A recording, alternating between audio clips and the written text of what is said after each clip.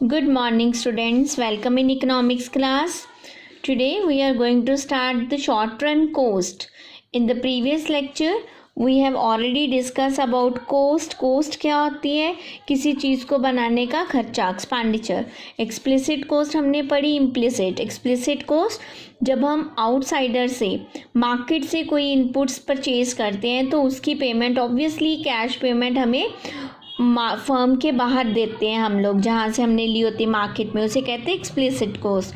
Implicit coast होती है कि जब एक सेल्फ ओन इनपुट हम यूज़ करते हैं, एक जब ऑनर प्रोड्यूसर अपनी ही सेल्फ ओन रिसोर्सेज को यूज़ करता है तो उसकी जो एस्टिमेटेड वैल्यू होती है उसके टोटल को हम लोग इम्प्यूटेड कोस्ट कहते हैं. ये हमने लास्ट टाइम पढ़ा था. सेलिंग कोस्ट चीज़ों को प्रमोट करने पे आने वाला खर्चा एंड प्रोडक्शन को चीज़ों को बनाने में आने वाला खर्चा. आज हमने करना है short run cost. Short run एक ऐसा पीरियड होता है, अ पीरियड ऑफ टाइम जिसमें कुछ factors, some factors are fixed and some are variable. Clear. तो शॉर्ट रन पीरियड में हमारे पास कुछ फिक्स फैक्टर है, कुछ वेरिएबल फैक्टर्स हैं. तो हमारे पास इसका मतलब दो तरह की कोस्ट होएगी. फिक्स फैक्टर पे होने वाला खर्चे को हम लोग फिक्स्ड कोस्ट बोल देते हैं, और जो एक्सपेंडिचर हमारा वेरिएबल फैक्टर्स पे होता है that is called variable cost. Clear. तो टोटल कोस्ट जो है is a summation of total fixed cost plus total variable cost. Fixed cost सबसे पहले हम पढ़ते हैं. फिक्स कोस्ट क्या है? Fix cost related to the use of fix factor. Unknown fix cost जो फिक्स फैक्टर को यूज़ करने पे कोस्ट हमें बियर करनी पड़ती है that is called fixed cost. सबसे मेन बात, fix cost these are also called. Fix cost को हम लोग सप्लीमेंट्री कोस्ट भी बोल देते हैं, ओवरहेड कोस्ट भी बोलते हैं, इनडायरेक्ट कोस्ट. एमसीक्यूज़ में बेटा, एमसीक्यूज़ के लिए इम्पॉर्टेंट है, एमसीक्यूज़ के लिए कि इसको हम लोग सप्लीमेंट्री कोस्ट, ओवरहेड कोस्ट और इनडायरेक्ट कोस्ट भी बोलते हैं. Clear. These cost do not change with the change in output. Main fix cost कभी भी आउटपुट के चेंज होने के साथ चेंज नहीं होती. Fix cost are incurred even when output is zero. Fix cost हमें पड़ेगी इवन हमारी आउटपुट जो है वो ज़ीरो भी हो जाए. ठीक है. हमने फॉर एग्जांपल मैंने कोई मशीन हायर की है, लीस्ट पे ली है साल के लिए. मेरे 2 महीने काम चला, 2 महीने काम नहीं चला, मुझे फिर भी उसका मंथली रेंट मैंने जितना डिसाइड करा है देने का मुझे वो पड़ेगा ही पड़ेगा. ठीक है. मैंने अगर 500 रुपया मशीन का रेंट डिसाइड करा है, मंथली रेंट मैंने 500 रुपया पर मंथ देना ही देना है 1 साल के लिए, चाहे मैं उस मशीन से मैक्सिमम आउटपुट करवाऊँ, चाहे मैं उससे कुछ भी प्रोड्यूस ना करूँ, उसे कहीं पे यूज़ ना करूँ, तो जो खर्चा उस पर पड़ रहा है फिक्स फैक्टर पे, उस मशीनरी पे, वो मुझे बेयर करना ही पड़ता है. इसमें फिर हम क्या लेंगे, इसके मेन कंपोनेंट्स क्या हैं, जैसे एक्सपेंडिचर ऑन मशीनरी और प्लांट्स. ठीक है. Expenditure on land, license fees, हमने किसी से लाइसेंस लिया तो उसकी फ़ीस हमें देनी पड़ती है. परमानेंट स्टाफ है तो उसकी वेजेस एंड सैलरी पे करनी पड़ती है. क्लियर. फिक्स फैक्टर के केस में जैसे ये एक टेबल है, यूनिट ऑफ आउटपुट, चाहे मैं कुछ भी प्रोड्यूस, कोई यूनिट हम प्रोड्यूस नहीं कर रहे तब भी फिक्स कोस्ट 10 है जो पहले से डिसाइड हुई है. चाहे मैं 1 यूनिट प्रोड्यूस करूँ, 2, 3, 4, 5, 6, जितने मर्जी मैं यूनिट प्रोड्यूस कर सकती हूँ with the help of fix factor. जो फिक्स फैक्टर पे होने वाला एक्सपेंडिचर है, कोस्ट है, इट विल बी सेम. ये सेम ही रहेगा सारे लेवल पे, ये चेंज नहीं होता, ये कांस्टेंट रहता है. ठीक है. 0 पे जितना है 2 पे भी उतना है, 5 पे भी उतना है एंड 6 पे भी उतना है. सो हमारा जब हम इसको डायग्रामेटिकली बनाते हैं तो एक्स एक्सिस पे मैंने लिए आउटपुट, नंबर ऑफ यूनिट्स, कितने मैंने प्रोड्यूस करने हैं, एंड वाई एक्सिस पे मेरे चल रहे हैं टोटल फिक्स्ड कोस्ट. क्लियर. तो आउटपुट चाहे मैं 0 कर रही हूँ, चाहे 1, 2, 3 कहीं पे भी कर रहे हैं, मेरी फिक्स कोस्ट जो है वो 10 ही है. चाहे देखो इस लेवल पे मैंने 3 यूनिट प्रोड्यूस किए, मेरी फिक्स कोस्ट 10 है. चाहे मैं इस पे 5 यूनिट प्रोड्यूस कर रही हूँ, देन तभी भी मेरी फिक्स कोस्ट कितनी है, 10 ही है. तो fix cost always parallel to the x axis, ये हमेशा हमारा एक्स एक्सिस के पैरेलल ही चलेगा. फिर आ जाता है हमारा वेरिएबल कोस्ट. Yes, next है variable cost. Variable cost are those cost which are related to the use of variable factors. जब हम वेरिएबल फैक्टर्स को यूज़ करते हैं तो उन पे जो कोस्ट पड़ती है, उसका जो खर्चा होता है, that is called variable coast. सबसे मेन बात, वेरिएबल कोस्ट का अदर नेम क्या है? इसको हम लोग प्राइम कोस्ट भी बोल देते हैं, डायरेक्ट कोस्ट भी बोलते हैं. याद रखना है, it's very much important for MCQs also. ठीक है. वेरिएबल कोस्ट जो है वो चेंज होती रहती है with the change in the volume of output. Variable cost जो है बेटा वो वॉल्यूम ऑफ आउटपुट के अकॉर्डिंग, अगर हमें ज़्यादा आउटपुट चाहिए हम वेरिएबल फैक्टर ज़्यादा यूज़ करेंगे, अगर हमें कम आउटपुट चाहिए तो हम वेरिएबल फैक्टर को कम यूज़ करेंगे. और जब आउटपुट ज़ीरो होती है तब हमारी वेरिएबल कोस्ट भी ज़ीरो होती है. आपको ये भी ट्रू फॉल्स की फॉर्म में आ सकता है 1 मार्क में कि जब आउटपुट ज़ीरो होती है तो वेरिएबल कोस्ट ज़ीरो होती है या किसी लेवल से स्टार्ट होएगी. ठीक है, ये भी इम्पॉर्टेंट है. इसी तरह इसमें हम क्या चीज़ें लेंगे, इसके प्रिंसिपल कंपोनेंट जो है वो है कॉस्ट ऑफ रॉ मटेरियल. देखो, अगर कोई चीज़ प्रोड्यूस करनी है, रॉ मटेरियल तो तभी यूज़ होएगा ना जब हमें चीज़ प्रोड्यूस करनी है. ठीक है ना. जो हैवी मशीनरी है, प्लांट है, परमानेंट स्टाफ है, उसका खर्चा तो हमें पड़ेगा ही पड़ेगा. बट रॉ मटेरियल हम तभी यूज़ करेंगे जब हमें वो चीज़ प्रोड्यूस करनी है. जो कैजुअल वर्कर है उनकी वेजेस, कैजुअल वर्कर तभी लेंगे जब हमें उनकी ज़रूरत पड़ेगी. ठीक. इलेक्ट्रिसिटी के expenses, wear and tear expenses, ये वो खर्चे हैं जो आउटपुट के साथ साथ चेंज होते हैं. इसी को ही अगर हम टेबल में देखते हैं तो जब हमारी आउटपुट ज़ीरो है, यूनिट ऑफ आउटपुट ज़ीरो है, तो टोटल वेरिएबल कोस्ट भी हमारी ज़ीरो है. जैसे जैसे हमारी आउटपुट इंक्रीज़ हो रही है हमारा वेरिएबल कोस्ट भी जो है वो इंक्रीज़ हो रहा है. यहाँ अगर हो सके तो बेटा इस डाटा को हम एज इट इज़ याद करने की कोशिश करते हैं. क्यों? क्योंकि ये हमारे TVC के बिहेवियर को बताता है. देखो, पहले हमारी जो गैप है, 1 यूनिट प्रोड्यूस करा मैंने 10 यूनिट, है ना, कोस्ट मेरी 10 रुपये पड़ी.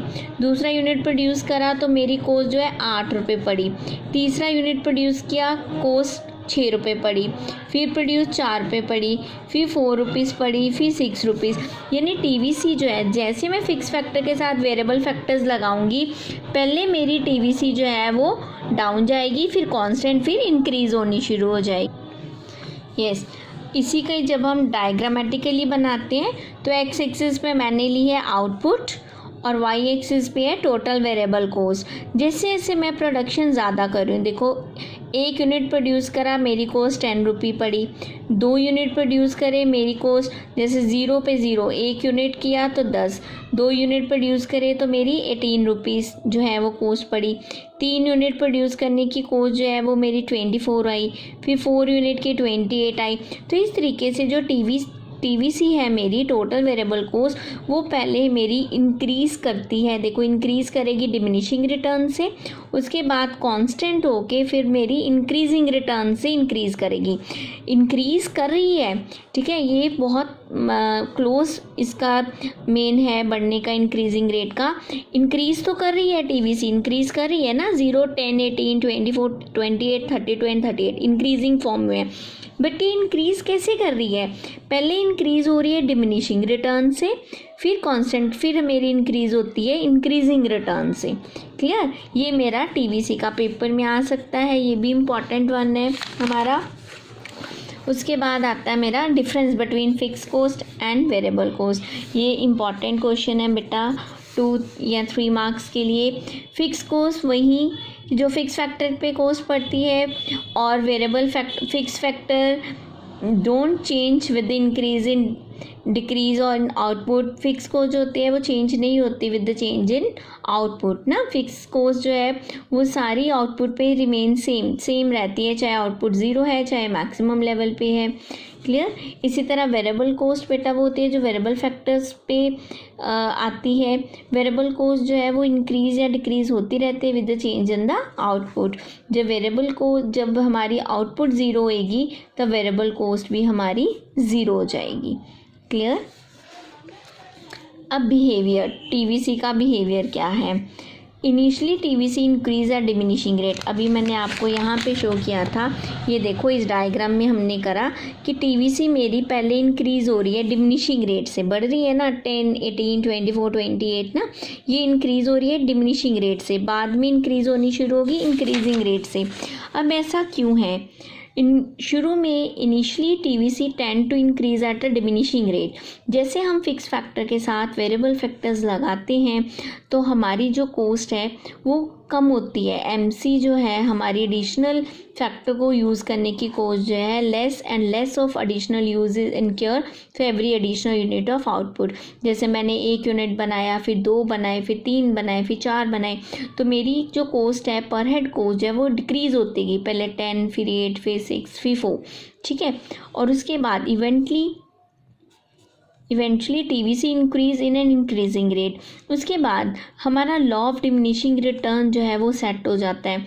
एक लेवल आने के बाद फिक्स फैक्टर के बाद जब हम कॉन्टीन्यूसली वेरिएबल फैक्टर्स इम्पोज कर ही जाते हैं तो जो उनकी प्रोडक्टिविटी है, जो उनकी कोऑर्डिनेशन है, वो थोड़ी सी चेंज होनी शुरू हो जाती है और उसकी वजह से वेरिएबल फैक्टर जो है एमपी जो है ऑफ द वेरिएबल फैक्टर वो गिरनी शुरू हो जाती है और एमसी राइज होनी शुरू हो जाती है, ठीक है। TVC tend to increase at an increasing rate. जो मेरी टीवीसी है वो मेरी इंक्रीज होनी शुरू हो जाती है इंक्रीजिंग रेट से। यही रीज़न है कि जब मैंने 4 फैक्टर के बाद 5 यूनिट बनाए, 6 यूनिट बनाए, 7 यूनिट बनाए तो मेरी जो टीवीसी थी वो इंक्रीजिंग रेट से बढ़नी शुरू हो गई। अब आता है behaviour of fix cost, variable cost and total cost तीनों। अब हमें ये पता है टोटल कॉस्ट क्या है। Total cost is a summation of total fixed cost plus total variable cost, ठीक है ना। ये हमारी टोटल कॉस्ट है, total fixed cost plus total variable cost. अब यूनिट दिए हुए हैं, फिक्स कॉस्ट तो मेरी सारे लेवल पे फिक्स्ड रहेगी, ठीक है, आउटपुट का लेवल कुछ भी हो। वेरिएबल कॉस्ट जो है वो मेरी अकॉर्डिंग टू आउटपुट इंक्रीज होती है, पहले डिमिनिशिंग रेट से बढ़ेगी फिर मेरी इंक्रीजिंग रेट से। तो टीसी कैसे निकलेगा, इन दोनों को प्लस करके, एफसी प्लस वीसी दोनों को प्लस करके 10 + 0 10, 10 and 10 20, 10 + 18 28, 10 24 34, 10 + 28 38, 10 + 32 42 एंड 10 + 38 48। इन्हें प्लस करके बना। यही चीज़ अगर हम बनाते हैं डायग्रामेटिकली बनाते हैं तो देखो नीचे हमने एक्स एक्सिस पे फिर सेम आउटपुट लिए एंड वाई एक्सिस में मैंने TC TVC and TFC. Fix cost, अब फिक्स कॉस्ट तो मेरे सारे लेवल पे फिक्स्ड है 10, तो ये तो मेरी एक स्ट्रेट पैरेलल लाइन चलेगा, ये पैरेलल होता है टू द एक्स एक्सिस। अब वेरिएबल कॉस्ट जो है वो मेरी 0 से स्टार्ट होती है, जैसे जैसे मैंने प्रोडक्शन इंक्रीज़ करी मेरी ये इंक्रीज़ होती गई, पहले डिमिनिशिंग रेट से फिर मेरी इंक्रीजिंग रेट से। अब total cost is a summation of fix cost and variable cost, ठीक है। So it is a summation, so ये कभी भी हमारी 0 से स्टार्ट नहीं होएगी। देखो टीसी में हमारा फिक्स कॉस्ट भी है, वेरिएबल भी है। फिक्स कॉस्ट तो कभी भी 0 नहीं होता है ना, वो तो चाहे प्रोडक्शन 0 है तभी भी हमें पे करनी पड़ती है। जब ये हमारी 0 नहीं है तो इसका मतलब कि टीसी हमारी कभी भी 0 नहीं शुरू होएगी। तो इसीलिए टीसी हमेशा हमारी एक लेवल से शुरू होती है, वाई एक्सिस के एक लेवल से स्टार्ट होएगी जो अपवर्ड जाएगी। इसकी स्लोप हमारी सिमिलर टीवीसी की तरह ही इंक्रीज करती है। क्लियर, ये था हमारा इसका कंबाइंड डायग्राम। आज के लिए इतना ही, that's all, thank you very much.